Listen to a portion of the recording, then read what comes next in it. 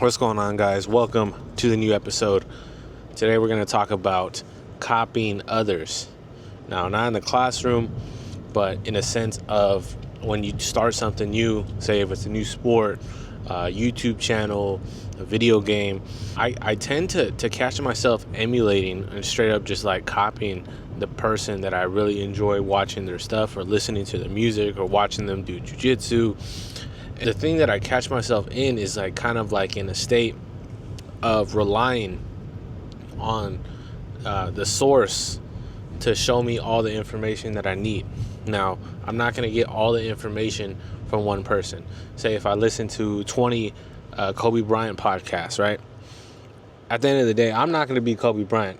I hate to say it, but at the end of the day, it's the person that's staring across from you in the mirror. And finding out who you are, what you enjoy doing, how you enjoy things, how you like to do things is completely up to you. And I have to remind myself all the time, it's like, bro, if you copy others, you're going to be reliant on being someone else. And at the end of the day, you want to be yourself. You don't want to be other people.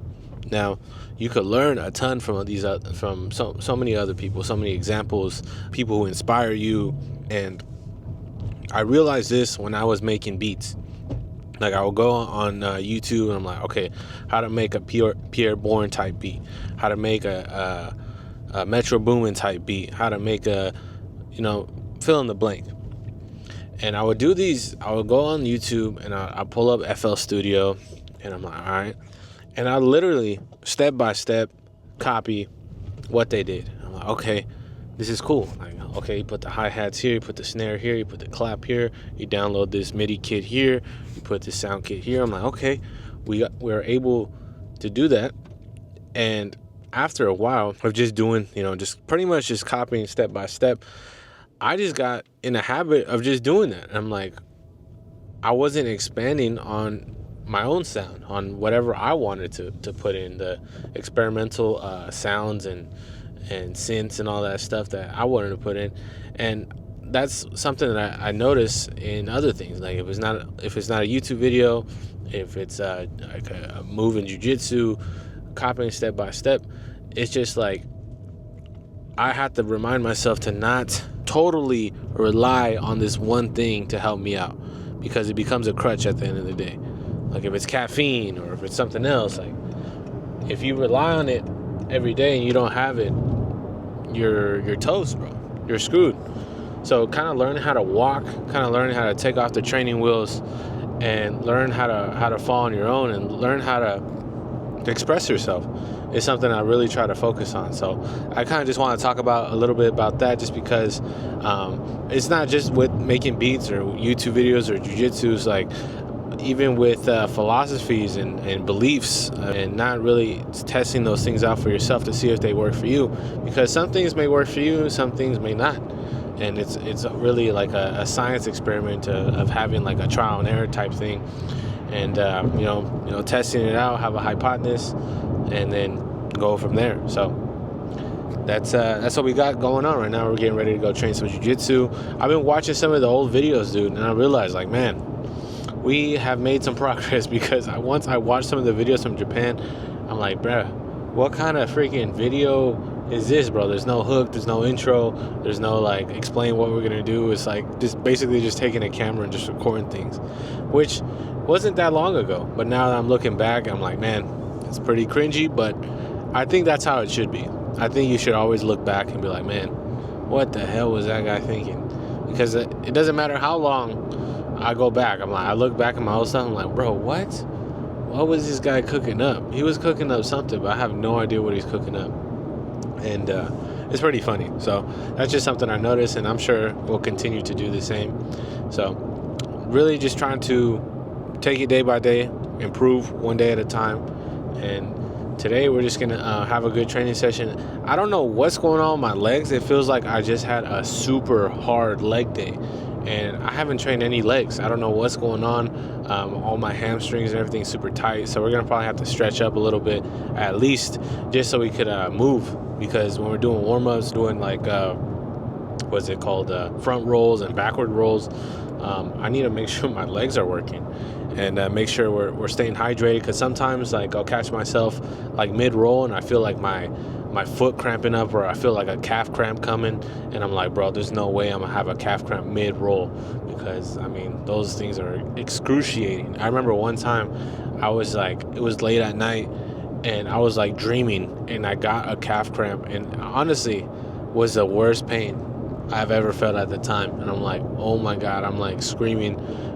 Parents think like something's wrong with me, and like they come in the room like, bro, what the hell, I have a calf cramp. Like I was just like, I didn't know, I never had one like that before. But if you guys had one, geez man, those are freaking painful, I'm not gonna lie.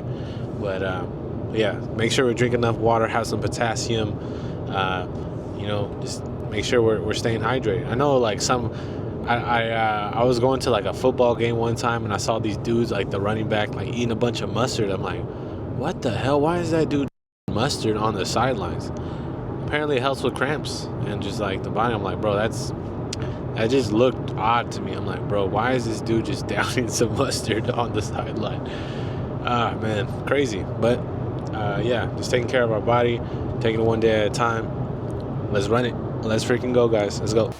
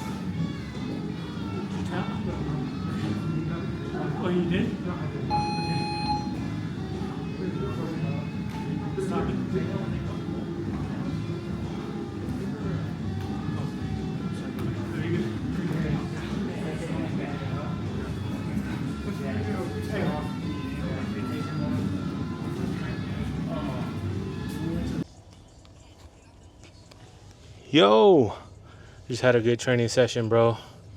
Freaking a little tired, not gonna lie, but it was good work, dude.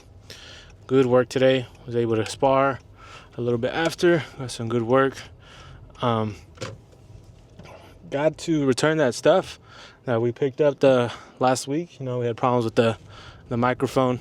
Now we were able to find one that we could plug in straight from the microphone to the computer, which would save a lot of money and time, because now I got to use this interface, and then hopefully down the line when we do some interviews, we could pick up a second microphone and just ship that out to whoever we're interviewing and move from there. So definitely excited for that, but I do have to make a trip. So probably going to pick up a smoothie or an acai bowl. Today's just one of those days where it feels really good after training. Mind feels clean. Really appreciate when, you know, things are organized. Sometimes, like, I notice, like, if I'm running late and, like, I have a bunch of stuff going on, I feel like my mind's scattered everywhere. So it's like, it feels good to have those days where your mind feels like clean, organized, all the papers are put away in your brain, and then you could, you know, do whatever you have planned and carry them out. So feels good to have some good training. Still got lots of time throughout the day, so we'll get some stuff done, we'll work. And Halloween is almost approaching. If this is not already out, happy Halloween to all you guys. Wasn't the biggest Halloween guy as a kid. You know, I dressed up here and there when I was a kid, but after I was like 12 or 13, I'm like, bro, these fools are just coming to my house, like, and ringing the door, like, who are you? Like, you know. But no, I'm just kidding. But yeah, just wrapping it up here. I'll talk to you guys once we get some acai or a smoothie. Sounds good. So I'll talk to you guys later. Let's get it. After jiu-jitsu, we worked, ran some errands, and watched the Dodger game. Ended off at the gym. Thank you guys for watching. I'll catch you guys tomorrow. Peace.